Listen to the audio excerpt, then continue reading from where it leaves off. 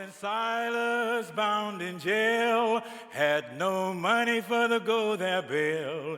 Keep your eyes on the prize. Hold on. Hold on. Hold on. Keep your eyes on the prize. Hold on. Paul and Silas began to shout. The jail doors opened and they walked out. Keep your eyes on the prize. Hold on. Freedom's name is mighty sweet. Soon, someday, we're gonna meet. Keep your eyes on the prize. Hold on. The only chain that a man can stand is the chain of a hand in hand. Keep your eyes on the prize. Hold on. Hold on. Hold on. Keep your eyes on the prize. Hold on. The only thing that we did wrong, we stayed in the wilderness a day too long. Keep your eyes on the prize. Hold on. But the only thing that we did right was the day that we started to fight. Keep your eyes on the prize. Hold on. So how did you come to move to the plantation? What happened is that going on toward the fall, toward Thanksgiving, the first thing I realized that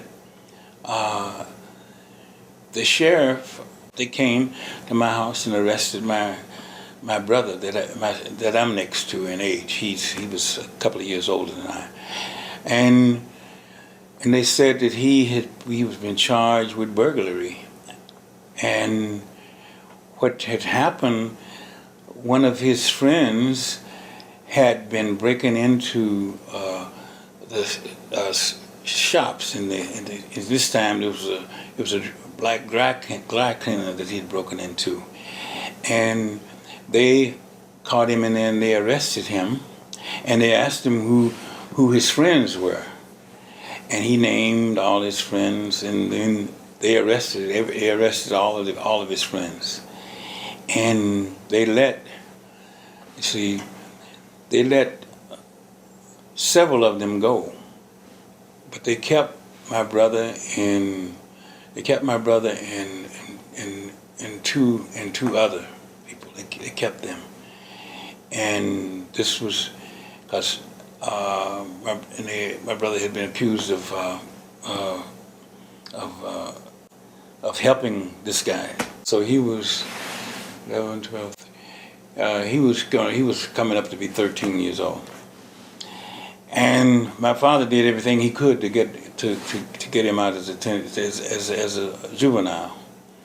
He marched and walked in front of the jail. He wasn't afraid. Because he knew most of the law enforcement. He knew most of the, knew all the white people in that town, in that little small town, Charleston. And trying to buttonhole whoever he could to talk to who had influence to let his boy out of jail. And nobody would respond. And so you had what you call by the USDA department. They had what they call black county agents, and they were supposed to go around and show black people how to farm economically and that kind of thing. And so his name was we called him Professor Ross. So Professor Ross had talked to Clarence Strider. Clarence Strider is the one who later became the sheriff of Tallahatchie County, who was the one who was the sheriff when Emmett Till's trial was taking place, when he was killed. He talked to Clarence Strider, and Clarence, and we had a fairly large family, so Strider said to my father that if he he sharecropped and made a crop with him, that he would he made a contract like that with him that he would get my brother out of jail, you know. And so naturally my daddy went for it because he just, you know, he knew the effect that would have on my brother, you know, his little peers seeing him on the street doing sanitation work. That's what they did. They used jail labor for sanitation work at that time. That's what they depended on. They maybe had a couple of people who regularly that they paid, but most of the work was sanitation work was done by prison labor. And so I came home when I came home one evening from school. I didn't know all these things were going on, you know. I came home once and I saw somebody loading up a big truck with all of our things, putting it on. And the next thing I know, I was on the back end of that truck going. I didn't know where I was going, you know. And it ended up on this plantation, which I had never been. It was about 6 miles away, you know, and it was, in this 6 miles away was another world, you know. It really was. Let me finish this part. Clarence Strider didn't keep his word. Whatever time, I don't know what the sentence was or whatever, my brother stayed in jail till all of that time was right. It was anywhere from 3 months to 6 months. You know, it's been a long time, but he finished the whole time out, and then and I knew that part, that he had lied to us.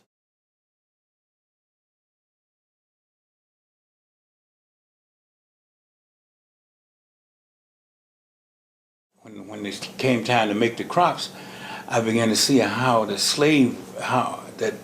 I was living in a place that was just like the slavery that I had been studying before we made that move to the plantation, that the people were treated just like slaves. And as a matter of fact, some of the people had been on, families had been on that plantation going back to slavery. The land, as a matter of fact, Mr. Clarence Strider was the most recent owner of that land, but before that, someone else had owned the land, and before that, somebody, and they always went with the land, you know. They were part of the package, and so they had been on that land all the time.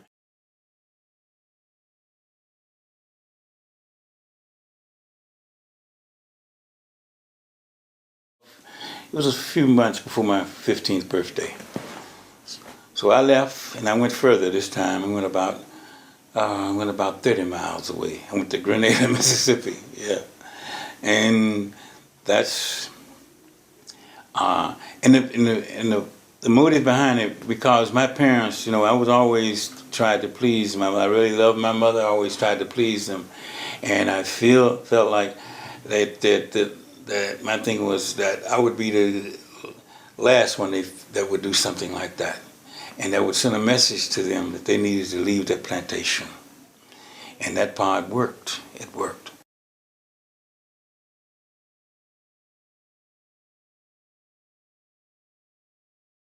And the way they found me, because they'd heard that they'd heard that where I was in Grenada, and they asked about me, and they said, "Well, yeah, we know who you're talking about, and he'll be along, and right on the dot in about a half an hour. He'll be here." And so, and I did, and I came and I saw them walking up the street meeting me, and my daddy and my mother and my youngest sister, and they told me, so, well, you can. I was very happy to see them, and he said, "Well, we've moved from the plantation now. We've moved back to town, to Charleston." He didn't scold me because he knew that wouldn't work, you know. He said, when are you coming home? I said, well, I'll come. I said, when school starts in the fall, I said, I'll come home. I'll be home. And so I did. I went back home and I started my journey toward going back to school. My goal was to finish high school, go on and become that doctor, and work and do everything I could to help alleviate that situation that I had ran away from on the plantation, you know. So I was on my way to go. I went back home. Yeah.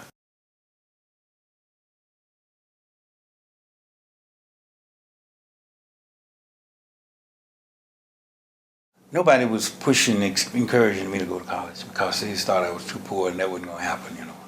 Nobody. I kind of was seeking out all the places myself. I applied for Tougaloo, I applied to Jackson State, I applied to Wilberforce University, I applied to, that's about the main three. One of my elementary school teachers was getting her degree at Mississippi Industrial College, which is across the street from Russ College, and she was going to take me up and introduce me to the music director there for me to try out for a scholarship. And At Mississippi Industrial? Yeah. And I went there, and the man heard me. He heard me sing. He let me try out, and then he already was talking about, you know, that he just assumed that it was a done deal. And across the street, I heard, as we call them now, I heard these birds chirping. I heard those Russ College. They would where they rehearsed was close to. You could cross the street. You could hear them. And I heard them. I heard that music. I heard them. I said, "Oh, I gotta go over there." My sister was with me, so we went over there to see and hear who was doing all that beautiful singing. And when we walked in, this young lady, Vivian Huey, she walked. She said she was a contralto. Said, "Did you come to try out for a scholarship?" I said, and I said, "Yeah, I did. I came to try out for a scholarship." She said, "Well, Madam Doxy is at lunch now, but let's see what you got." And I did 2 or 3 numbers, and they said, "Yeah, I think you're gonna be okay." And so when Miss Doxy came back from lunch, they told her about me, and she said, she smiled and looked at me, and she said, "Okay, let me hear you sing something." And then I sang a couple, one, and then she asked me to sing something else, 2 or 3 things. She said, "What is your name?" She wrote my name down. "Where's your address from? What school?" She wrote all that down. She said, "Okay, you'll be hearing from me." And she said, "You'll be hearing from me in a couple of weeks, you know."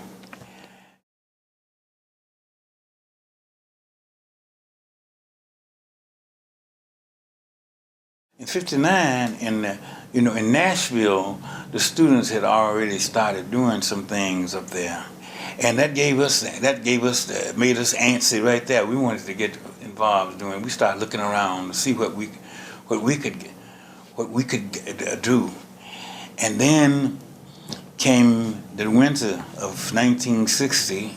February 1st, we hit all of the nation that these 4 students had sit in Raleigh, North Carolina.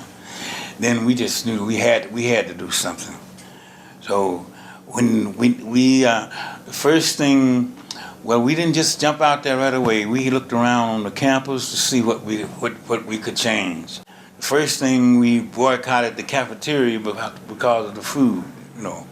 The food and the way they were feeding us. Then the next thing we took on was that the movie theater downtown, which both black campuses, Mississippi Industrial College and Russ College, supported.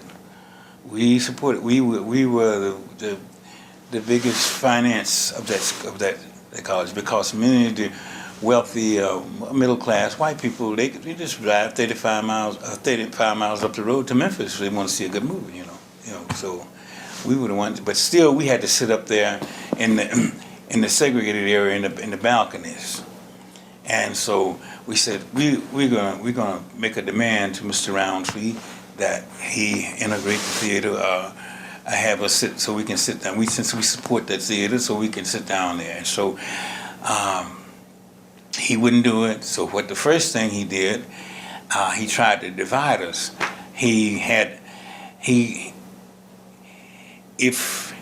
If the MI students, Mississippi Industrial College students, if all they had to do was bring some particular soda pop top or something like that, and they could get in for less than the full fare, you know. And that worked for a little while because he had the backing of the president of Mississippi Industrial College. And finally, we got to the student body president in the system, and they agreed that we should be working together. And so they stopped doing that, and they defied the president and all that kind of stuff, the student body, and then we were in solidarity. And at the time, he closed the theater instead of integrating it. The last part of 2013 that I found out that the people who worked in Holly Springs during the summer of '64, he had opened the theater, but so I said, he waited till, he was smart, he waited till we graduated. He waited till we graduated and reopened, a new order, of people and reopened the theater. But at the time, he closed it for a while. Yeah.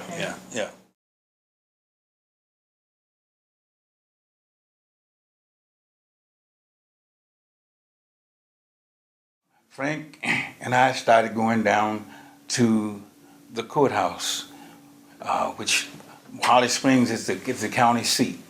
So we started going down there, and Frank demanded to see to the circuit clerk to see the voter registration records. And I mean, he demanded it with authority, and it kind of shook the circuit clerk up. They started calling us the two little black FBIs. That's what they started. They didn't know any, and we had to introduce ourselves like that. But anyway, so we'd go down every other day looking at the books. And then we started talking to some of the civic black people in Holly Springs.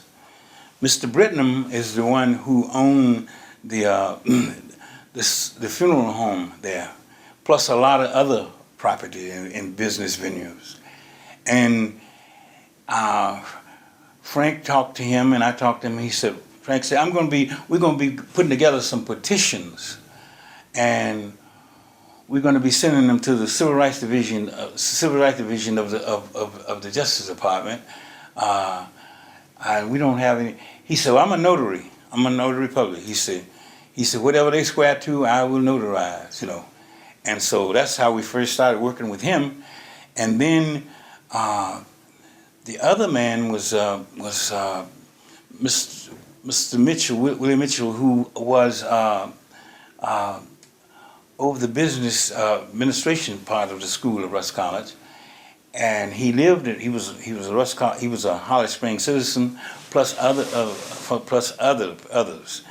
And so we told them what we were there for, to do voter registration, and because the population of Marshall County the blacks was 78%, and the blacks own most of the property in Marshall County, and yet they had very few people registered to vote. And that the literacy rate among blacks was higher than whites, and because of the two colleges. And so they said, and as Frank would say, Frank said, that's outrageous. So that is outrageous. So we targeted this area. We want to do voter registration here. And they said, okay, we got your back. We'll help you. And so they had their little whatever the little civic league or whatever, and we started meeting with them.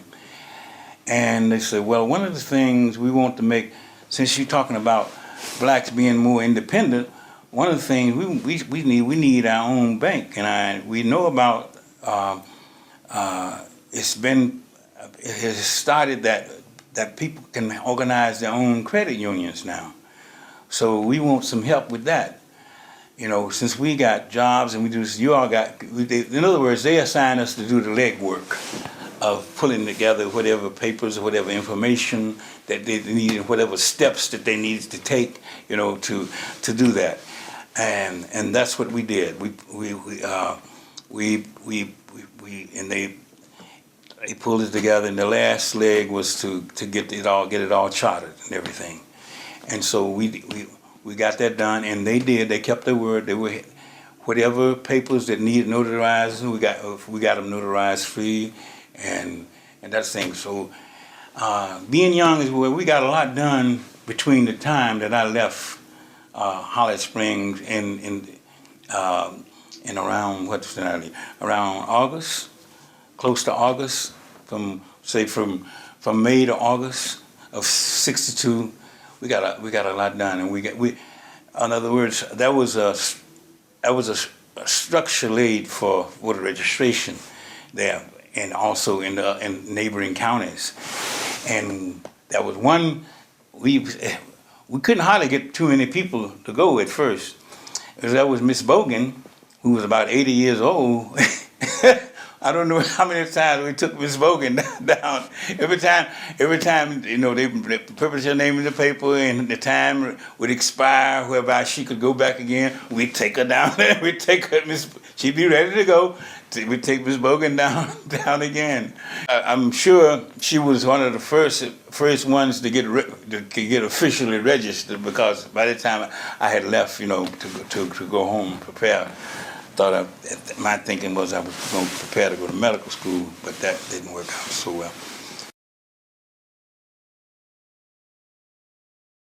How did you become a SNCC organizer?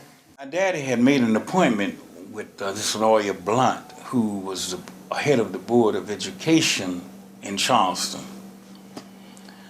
And out of respect for him, I went for the appointment about me getting a job teaching in Charleston. So I went for the appointment, and I talked to lawyer Blunt about it. He said, yeah, so you're that Willie Peacock, George Peacock's boy. I said, yes, sir, I'm George Peacock's boy. He said, what school did you go to? I said, I went to Russ College in Holly Springs, Mississippi. Oh, you went to that school up there where Merrill W. Lindsay is trying to run for Congress of the United States of America. I said, that would be the school, you know. I said, well,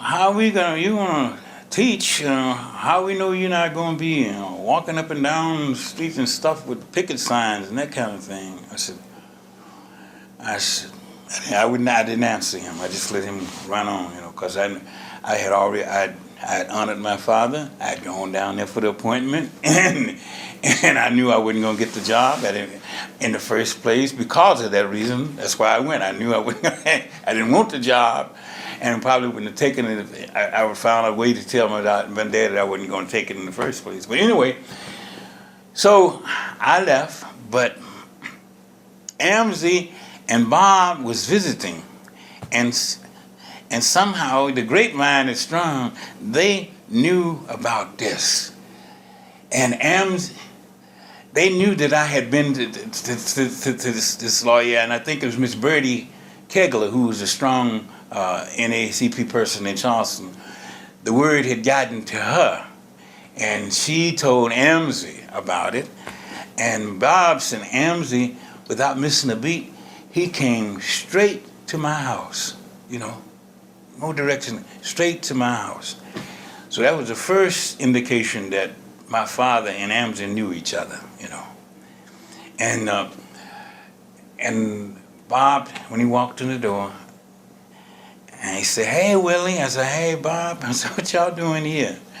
I hadn't even unpacked, And he said, "Well, we're trying to open up the project in Sunflower County in Ruleville, and we need you."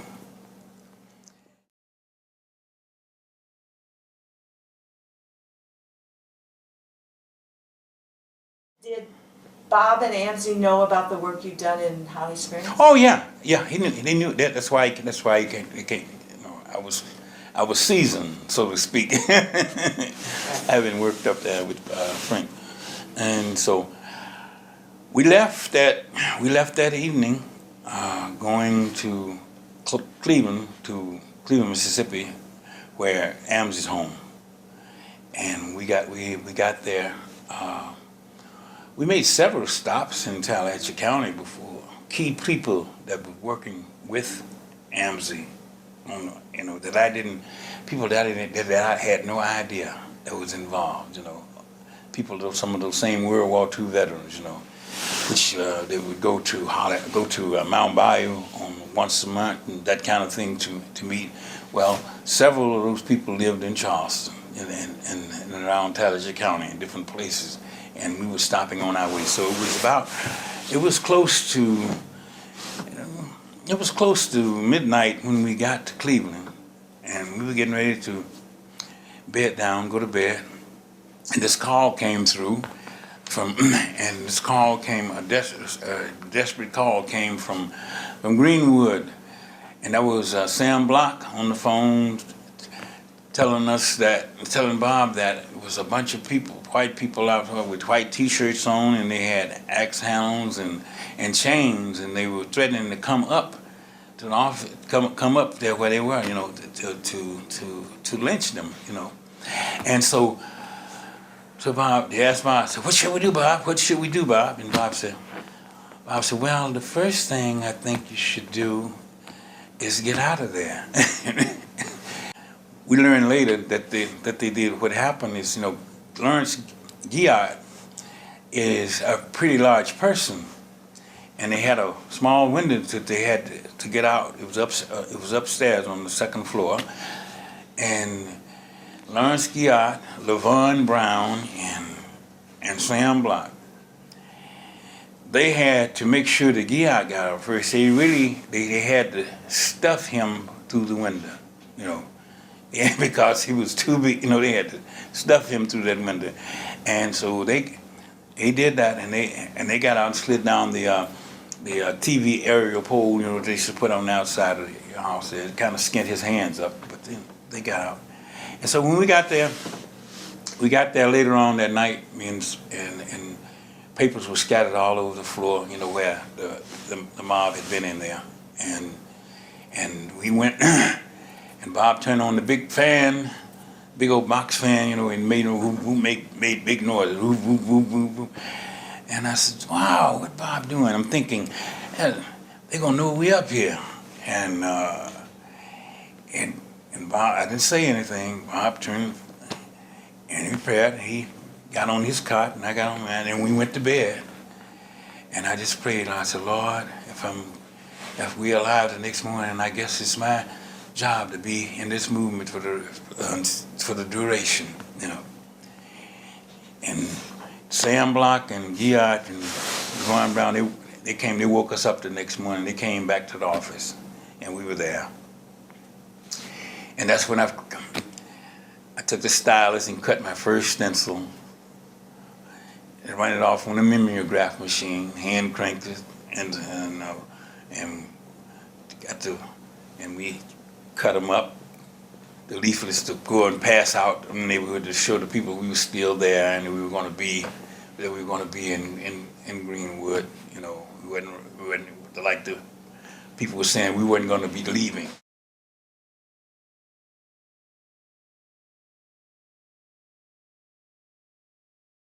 The sheriff, we call him. His name was, I don't know what his whole name was, but we called him. His last name was Smith, but we called him Smitty. He was called Smitty, and as a matter of fact, we started calling him Stupid Smitty. But he approached him. after Sam, people were in there trying to fill out the registration form. He asked them. He asked Sam, said, "Boy, where you from?" And Sam said, I'm from somewhere around here." He said, "No, you ain't from around here. I know every nigga and his mammy around here. So you ain't from around." And Sam said, "Do you know any colored people?" And Sam and he said, "Nigga, you getting smart," when he spit in Sam's face, you know. And he said, "I tell you what, nigga, you better." He said, by midnight, you better get your ass out of town." And Sam said, "I tell you, Sheriff, if you don't want to see me around town anymore, you better pack your bags and leave, because I'm here to stay. I'm gonna be here." And that's how Sam and Stupid Smitty started getting along right away. You know, they didn't get along. What I mean, that's the relationship that they had. But what happened is Sam was rooming with one of the prominent teachers there. I think she was a principal of the black principal of the local elementary school. And I can't think of her name, but she didn't know who Sam was at first. And he came back and she was, "Oh Lord, Sam, you got to go. I didn't know who you were." She put Sam out. And Sam, from that time, he was sleeping in the old beat up cars, you know, cars that had been, you know, that weren't functioning. And he did that for a long time before he was able to get the office that they had on Avenue I, where they got kicked out of when the mob came. Yeah. So what was a typical day like for you and Sam when you first started organizing in Greenwood? The first thing we'd do, Sam and I would get up and do, you know, he'd say to me, "Brother Peacock." I said, "Yeah, Sam, how did you wake up this morning?" I said, "Woke up with my mind on freedom." He said, "What is it going to be like today?" I said, "Well," I said, and we've said, I don't know where we got to. I think we must have got it from again. I said, "I get confused, mixed up sometimes." I said, "But I don't worry." That's where we'd start off getting humorous about the day, because we wouldn't want to think about anything about the possible dangers we were facing. We'd start humoring ourselves and that kind of thing, you know. And then we'd go out. Sometimes Sam would drop me into a particular area, and he'd go on about doing what he does, maybe talking to some of the civic leaders and that kind of thing. And I'd be knocking on doors, because at that time when we first started, we were carrying a petition around, which having people sign. If I had been a registered voter, I would have voted for Muriel W. Lindsay for Congress, you know. And we were getting people to sign that, and from that we could do our spiel, talking about how important it was to register to vote, and the number of black people was in Florida County, and that if black people were able to register, that it would make a difference, that your streets would be paved, you would have better housing, you have better education for your children, blah, blah. You know, you get a chance to talk to them. Once we could like seldom get our foot in the door, we'd be able to talk about things. Even if they didn't get a chance, even if we didn't convince them to go down and register, if they'd let us talk to them, you know. Because some of them, when they see us coming, they knew who we were. They would slam the door, and we knock. You stand there for a half hour with nobody coming out. So you'd move on, but we would come back over and over again, you know, so that people would know that we weren't playing. I don't care how many times the door was shut in our face, we would come back.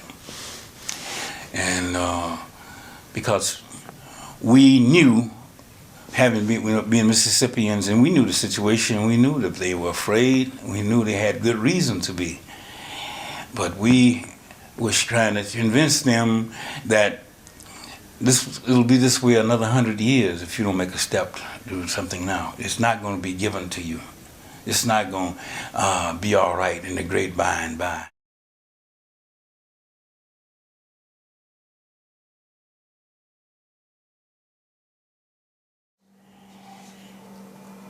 You might say that some of you mostly might not be able to read and write, and that they're going to give you this literacy test for you to take, which is not fair.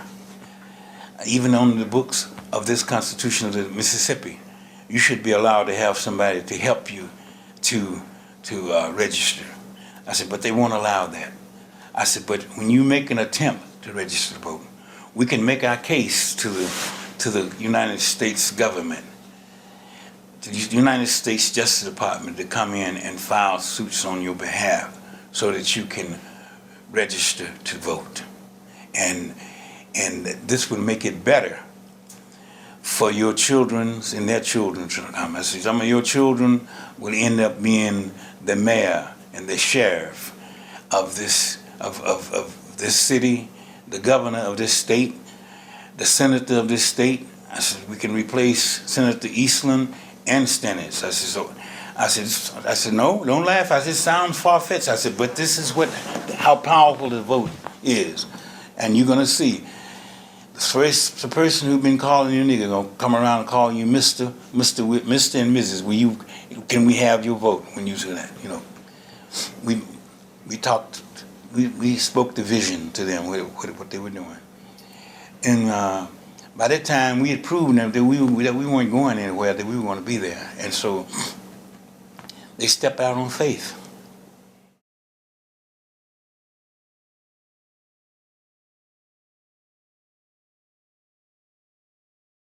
While sitting here in the living room, my husband and the two girls and our daughter was sitting on the chair, and they were sitting on the couch. And while sitting here, someone come along and fired in the window, narrowly escaping me, but the girl was badly shot up, and they had to be rushed to the hospital. And they suffered very much. And while they were in the hospital, we went over to see them, and they were very much in pain. They had to be rushed to another hospital in Jackson, and one had to go to Cleveland Hospital. And there she remained for several days. I had tried to register over 3 years, and finally I was successful. And this is the results after I had registered.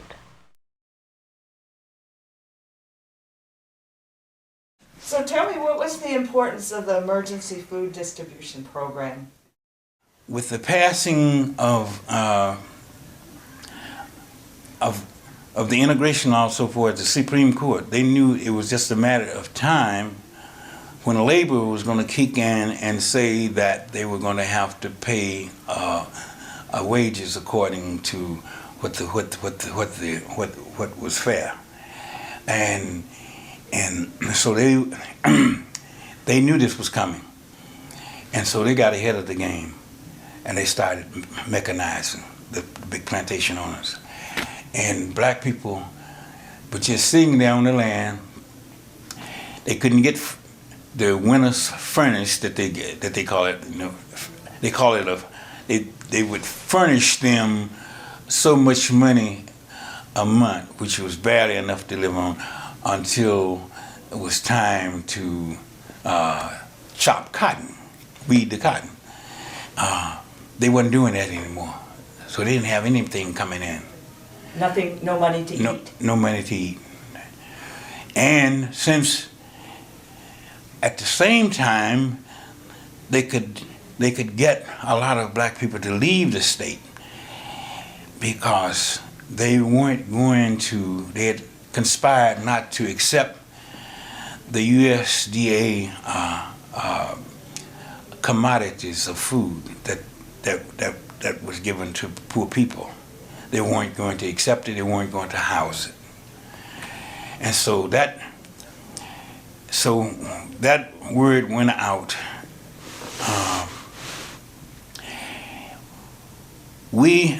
Frank Smith and I, and Reverend Ariel T. Smith, Mr. Taft Bailey from Holmes County, and a couple other people from Holmes County, and Dave Dennis from CORE, somehow we heard about a meeting that the USDA, the director of the USDA, was going to be meeting in Bricks, North Carolina. And we all carpooled there. We went there. And we made our appeal to him and told him what the situation was, that people were going to be starving to death if they didn't find a way to get food to them.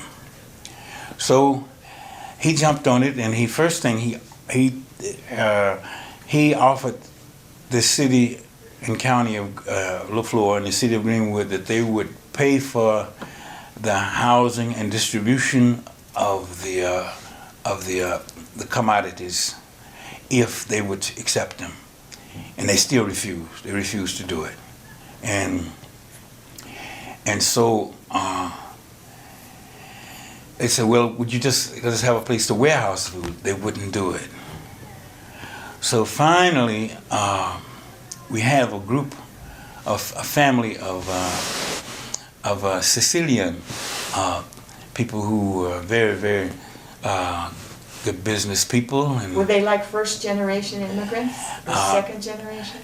A kind of a combination of the first and second generation. Yeah, some of the older ones were still around, you know. And so they said, yeah, okay, we'll give you a place to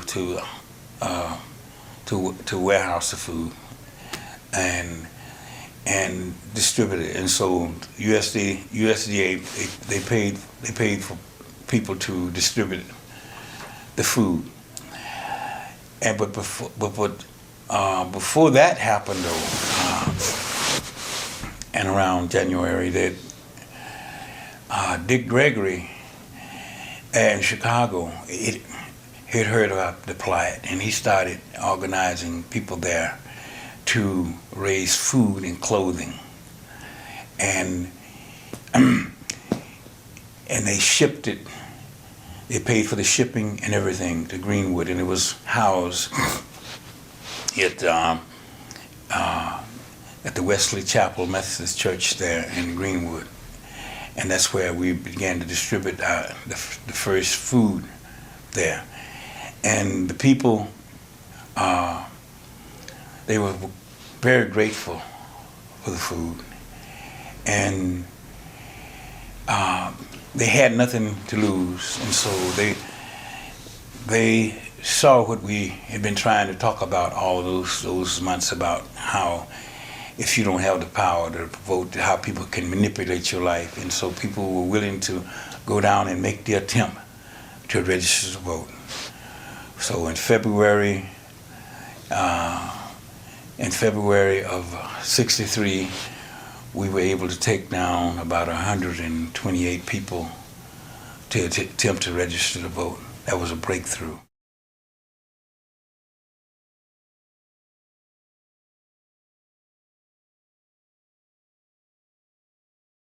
I'm Willie Peacock, a field secretary for the Student Nonviolent Coordinating Committee.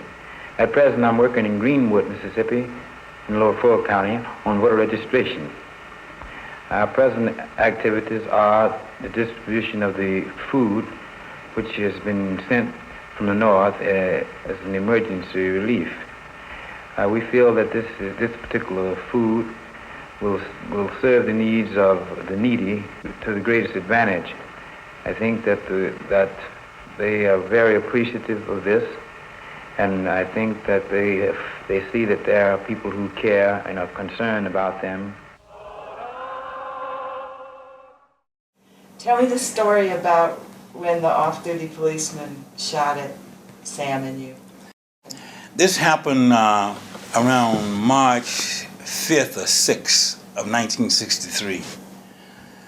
By this time, Jimmy Travis had been shot, and we had a breakthrough and had taken people down to attempt to register to vote and all that kind of stuff at this time. And the food, we'd had a shipment of food and clothing to come in, and me and Sam and his wife-to-be, she wasn't his wife yet, and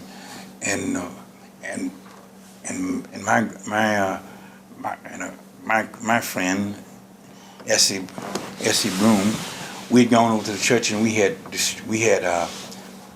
according to that list, we had parceled out the food and boxed it and all that and that kind of thing, and food that we were going to distribute the next day.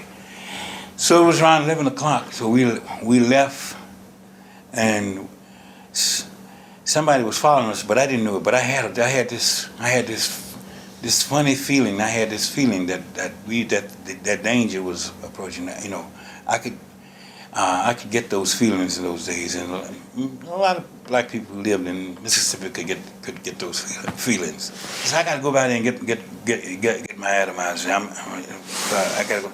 I said, no, Sam, don't go by there. I said, don't go by the office. I said, don't go by there. And Peggy said, no, Sam, you have one at my house. You don't have to go by there.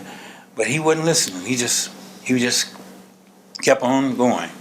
And by the time we stopped in front of the office on McLaurin, by the time we stopped, I said, Peggy, I said, don't let him get out of the car. And she said, Sam, and he leaned over toward her. As soon as she said that, and she leaned toward him, said, Sam. And as soon as they did that, a big blast sounded like thunder, just immediately, it's just like that. And all of the front windows, passenger and driver's windows went out. And when you look to the side of the house, they had the tin where, in the wintertime where they keep air from blowing under there. Big slug holes went in like that, about look like to be about 30 of them. Because when it happened, when they shot so close, they hadn't had a time those buckshots didn't have a time to spread. Because they were shooting just that close.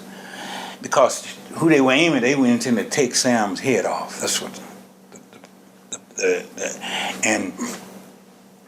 and Sam said, I heard him out, I'm hit. I said, no. And the glass, he hit me too. I said, I think I am too. And my response was anger. Because we weren't bothering those people. I jumped out of the car. And they thought they had done their job because it was driving very slowly, a station wagon, right? Driving slowly. I jumped out of the car and I pulled up bricks and I started throwing running behind the car, throwing at it. And that's when they speeded up, And somebody said, well, later on, somebody told me, said, man, what happened? You could have gotten killed. I said, they didn't. I said, well, I had combat training. If you're still alive, you keep on fighting. I said, and I was still alive. I said that. And they said that kind of training would come to you when it was needed. Did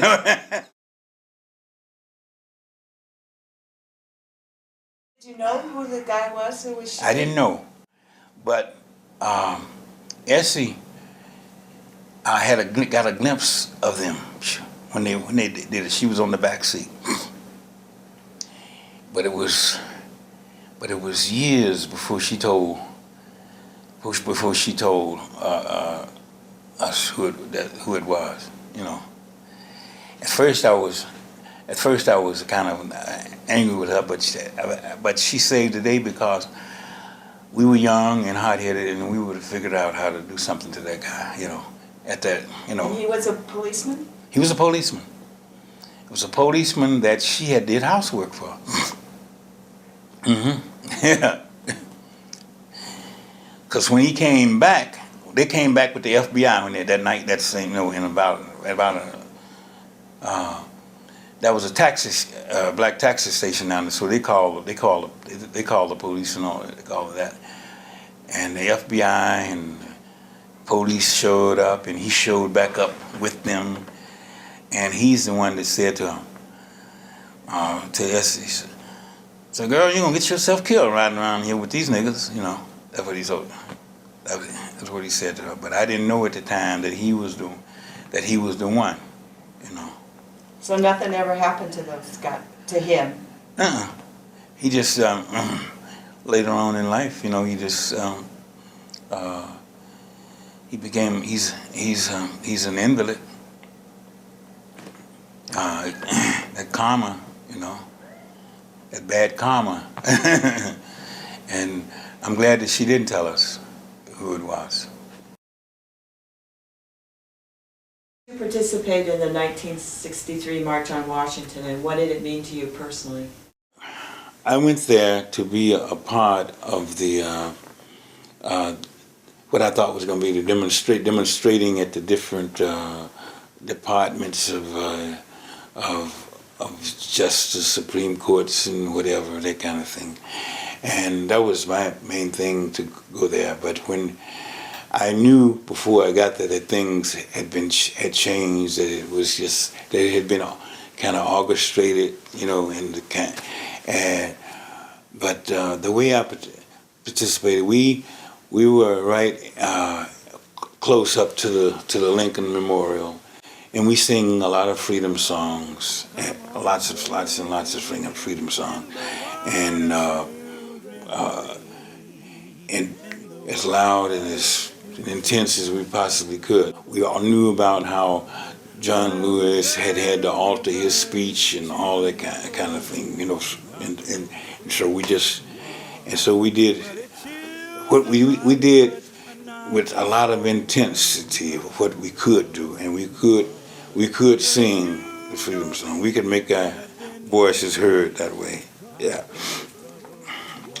So what it meant to me was that it was that we were able to show the world, the nation and the world, that we meant business about getting the rights for black people in this country, in the United States of America. Yeah. In the water, wade in the water, children, wade in the water. What were your feelings about the 1964 Mississippi Freedom Summer as it approached and as you first heard about it?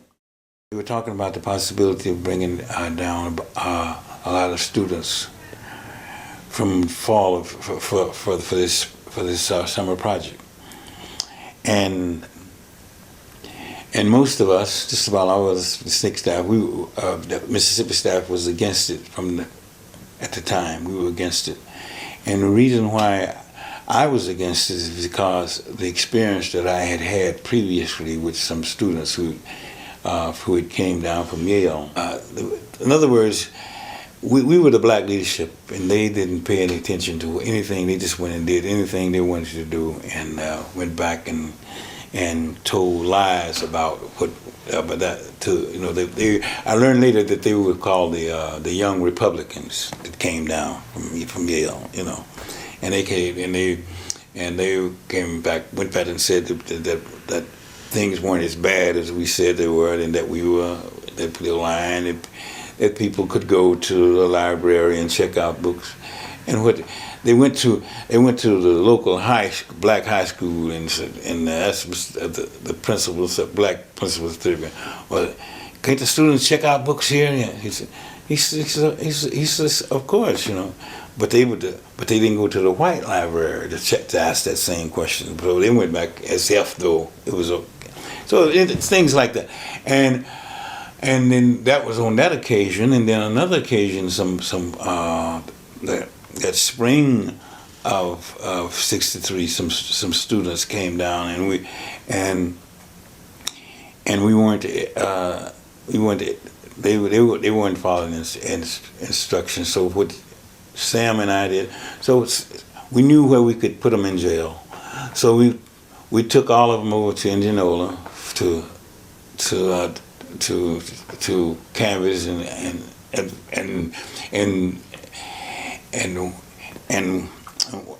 one of them, I remember one of them so well. He was following me. I said, "No, you gotta you got to go down that way, and I said, and take that block and go down that way, because I wanted to make sure. I wanted to make sure he got arrested. So we got them all arrested. And they came back talking about, oh, my father does millions of dollars of business in Mississippi. I wonder what he's going to think when he hear about I got in jail. And all of them had this kind of portfolio. That their parents, they were supposed to come down there and not get and not sneak down there and not noticing their parents, not that infect their parents' businesses that they was doing business with Mississippi. And so we got a charge out of that. Because, and we only did it because of what those previous students had come down, and they didn't act as bad, but they were acting the same way. They didn't follow instructions. So by this time, when they started talking about bringing almost 1,000 of them down, I said they'll run roughshod over us, and we will not be able to do this. And everything that we have started to do with the grassroots organization will not happen. And that's why I opposed it. I said some of them are going to get killed. We said that right away. Looking back now, how do you think about the summer program? Looking back now, I have been able to look at the results, both positive and negative, and some very good things came out of it, especially the freedom schools. We've had some good results from that, especially you might know Chude Allen, who worked in Holly Springs up there, and they stayed on the campus of dear old Russ College, where I went to school, and they worked from there, and some of her freedom school students have went on to be college professors, mayors of the cities, and all that kind of stuff, all that kind of good thing. I shouldn't just say stuff, but it's things like that happen all over the state where the freedom schools were held. That was one of the greatest things that happened with the summer project, the freedom schools. Yes.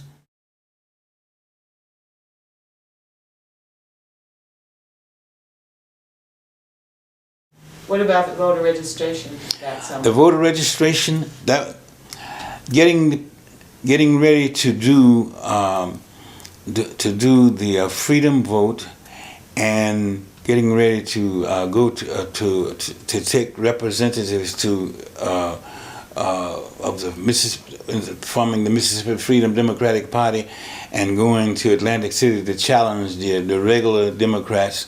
That was the next good thing that happened. That manpower, that number of people, that manpower gave us a way to cover the whole state.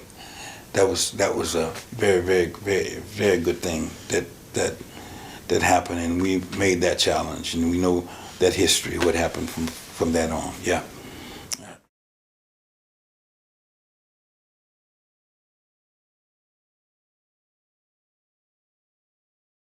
You went to the Democratic Yes, I did. Convention. Yeah.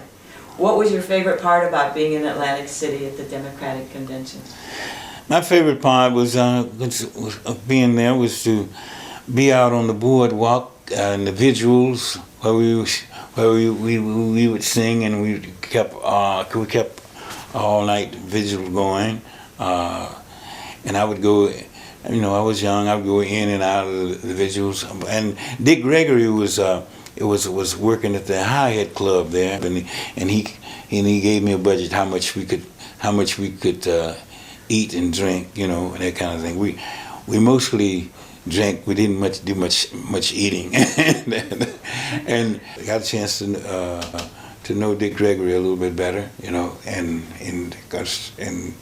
and we know his activism. He came to Greenwood in '63 and stayed there for quite a while, during the hot times when the demonstrations and things were going on in Greenwood.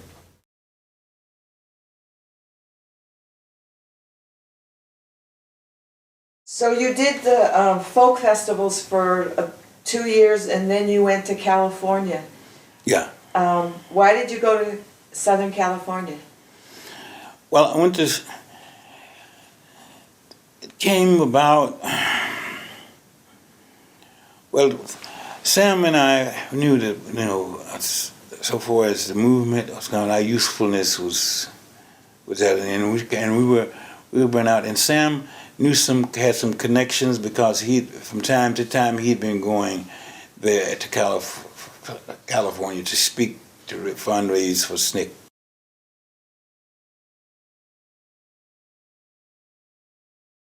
What did it look like to be burned out?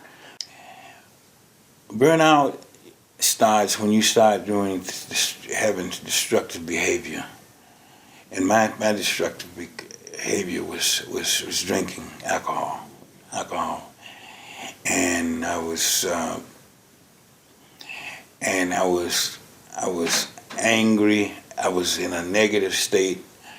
There were negative things that happened, and I had embraced those negative things to be angry with them. You know, they were controlling me and my activity and the way I responded to people in life. You know, and that's what burnout looked out for me. And I was in a bad place. And I knew I needed a change. And I came to Southern California, and the first job that Sam and I got, we'd been going around trying to get jobs, and then finally, Opal Jones was the head of the Neighborhood Adult Participation Project, and they were having some organizational problems that we had experienced with, and you had experienced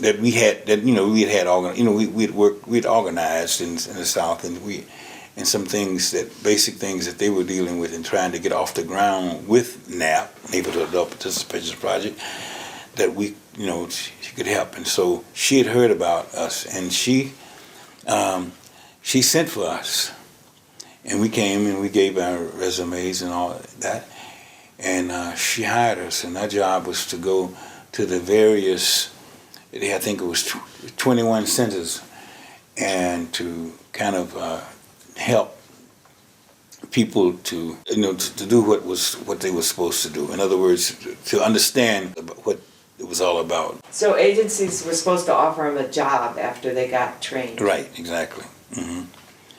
So we were kind of policing that and getting that kind of.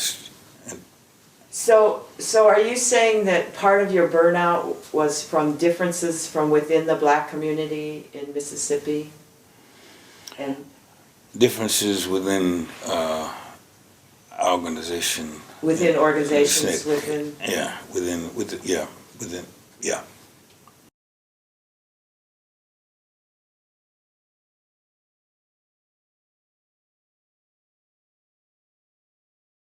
This is what happened when I got to Southern California. I knew I was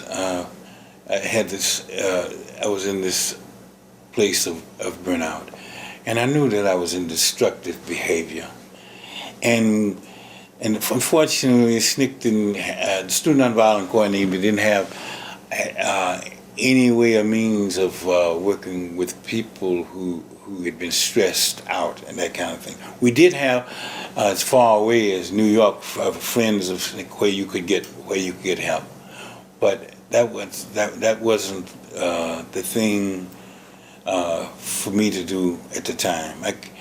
And so I knew I didn't want to go out that way, and so I thought about it, and I said, well, the Nation of Islam, they do promote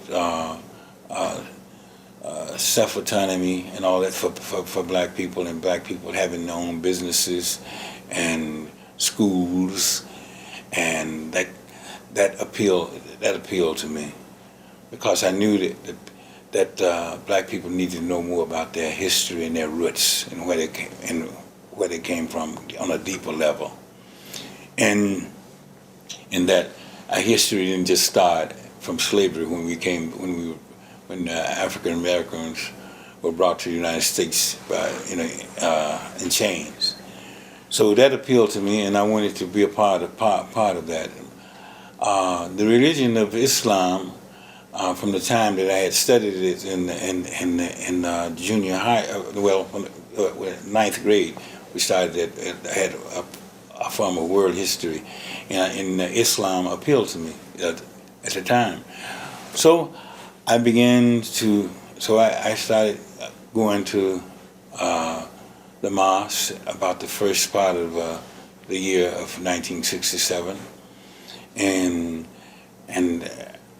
after a process, I was able to become a member of the Nation of Islam, and it really, in a miraculous way, changed my life.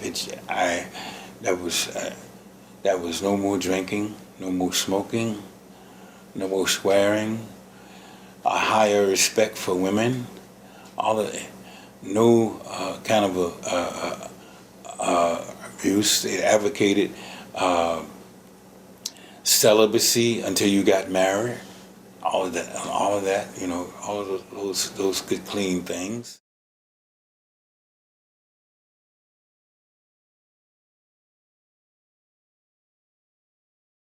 Did they help you with your anger? Yes. How did they do that? Because I had a better knowledge of my history and who I was, as a person, part of an ethnic group. I understood better about my ethnicity and the different places where Africans were brought, the different countries or nations or whatever you want to call them, were brought, and that kind of thing, and why the anger just started dissipating because I was too concerned about making myself a better person according to what I feel that proud history, pre-Africa. I mean pre-slavery, yeah. So it saved my life. That's what it did, because I was about to die, that was that kind of behavior that I had before.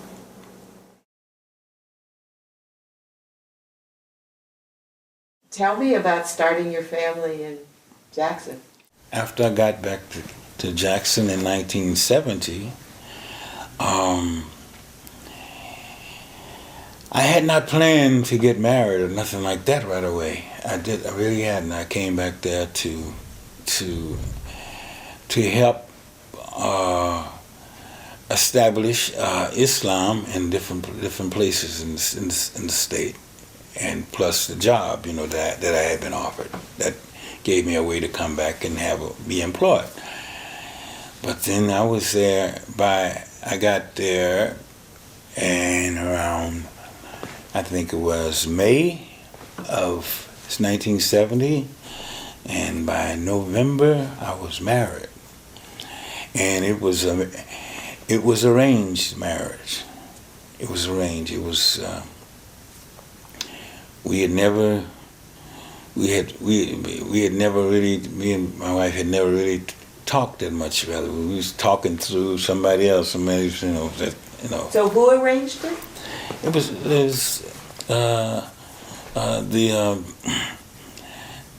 the imam, yeah, through the teacher, the person that's over the women, yeah, through that, yeah, that's the way. And so we really didn't know each other. We had got acquainted as things went along, yeah. And that was strange, because up to that, at that point, I think I mentioned earlier that until you get married, celibacy in the Nation of Islam is the thing, it's pushed. And if they find out that you've crossed that line, you get put, you get put out of the nation for you would have no access to that the Nation of Islam community for about at least 90, 30 days, and according how bad the offense, even for a year, and I never crossed that line. Yeah, I was trying to be a good Muslim. Yeah. And so then your sons got born? Yep. We got married in 1970, and our first child was born in September of 72. In other words, we were together about a year or so before we got pregnant. Yeah. Mm-hmm. Yeah. And his name? Silas Joel Peacock. Yeah. And your other son? Another son named Paulo Emilio Peacock. Yeah. Yeah. And so we kind of stopped it there. Elaine she was trying to have a girl, and when the boys right behind her, she said, I see where this is going.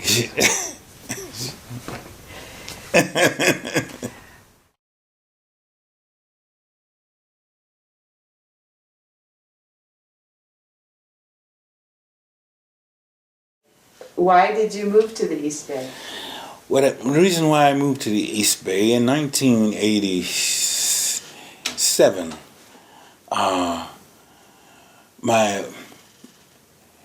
she actually had, we'd been separated for a while, but she was my,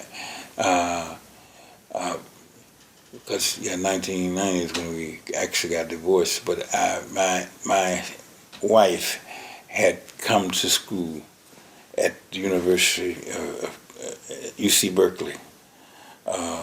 She's going to graduate school there to get a doctorate in medical anthropology. And the boys they were young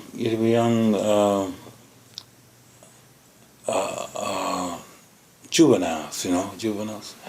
And all the stuff that was happening in the Bay Area, all this. Like, how old were they about? Okay, so Paulo, this is being Paulo I think Paulo was 13, and Silas was about 15, yeah. Mm-hmm. And so they started getting into trouble, a lot of trouble. So, because I hadn't planned to move to California, I'd planned, the business were getting in shape where I could make several trips out here if I needed to, or the boys could come to me. But it was an urgency. She called me and said, so you need to come and see about but these boys, because I declare to God, these boys have conspired to drive me crazy. So she's in trouble. She's thinking. I said, they just juveniles acting up. I said they haven't conspired.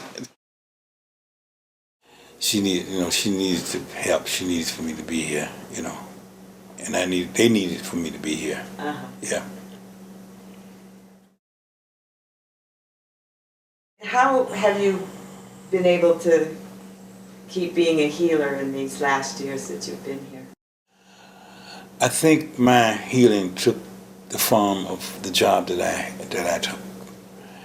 I work with Stepping Stone Growth Center, which is located in San Leandro.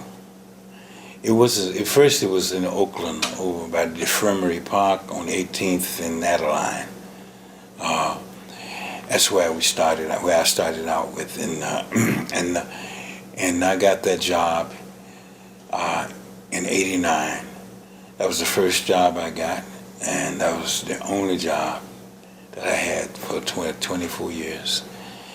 And we were working with developmentally disabled children and adults.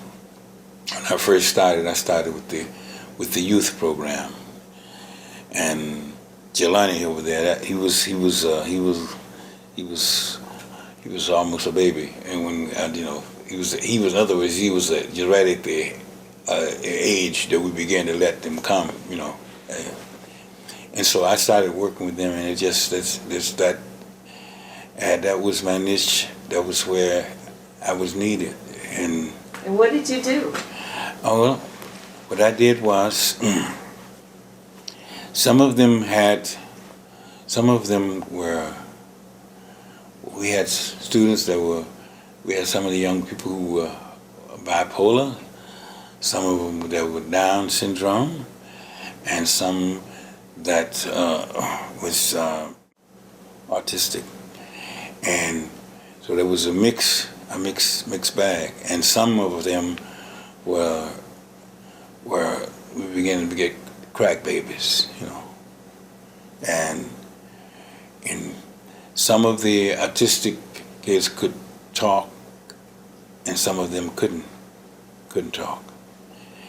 And so I work with the some of the most needy ones, which was good work, but it was definitely demanding. And you learned to really love them, and you learn to be there for them, because you're all the way in their lives. You understand what they need, and it did a lot more for me. That sometimes I learned to be more patient.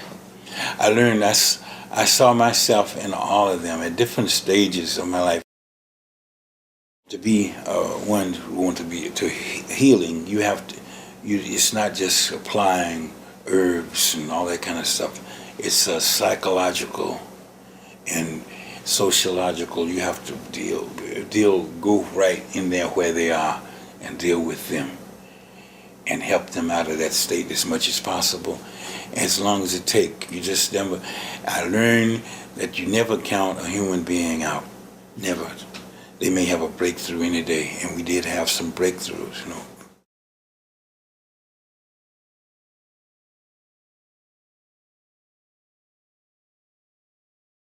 There was this magical spiritual pool of truly Paramahansa Yoganandaji is my guru. He's my guru. Could you say his name again slowly? Paramahansa Yogananda. Yeah, he's my guru. And so I started reading. I finished reading the autobiography of a yogi. And he tells all about his journey to enlightenment. He talks about that. He talks about his struggles and everything. Just he reveals all of that. In 1985, I came to Los Angeles to the Mother Center there, and I took my Kriya Yoga initiation. And I've been practicing Kriya Yoga ever since. And I bear witness that it is the path for me. It's the path for enlightenment. I have had enough experiences to know that we are more than this body. That we are higher beings. And we are higher than human. We are directly from spirit. And we're here for a while, and we make a lot of mistakes that God didn't intend to, and we have to work our way back to being one with spirit again. And to most right now, that don't seem to be too attractive. They don't say, that's too far out. But it takes a process of experiences, persecutions and overcoming them and seeing and knowing that that the Guru and God was there to help you out of it. It manifests to you. So that's my spiritual journey up to this point, and it has made me a much, much better person. I see all human beings as one family now. As one family. And all of these different colors and shades. It's just like Master said, just like light bulbs, the same electricity that lights them up.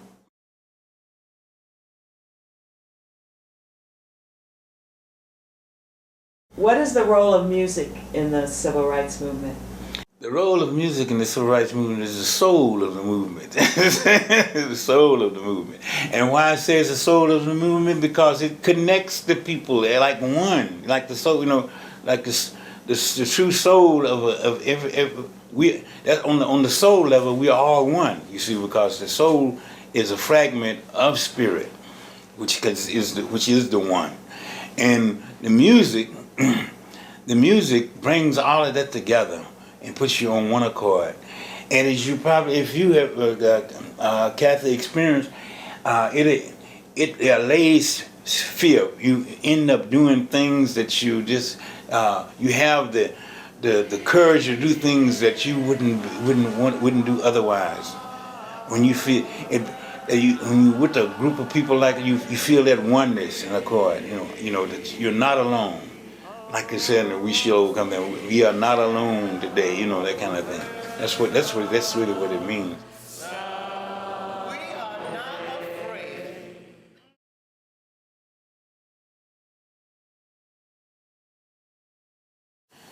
I don't know who it was, but he said, "Here's to the destiny that makes us all brothers and sisters. None goes as we alone. All that we put into the lives of others comes back into our very own." We have to help each other. We didn't know that back in then,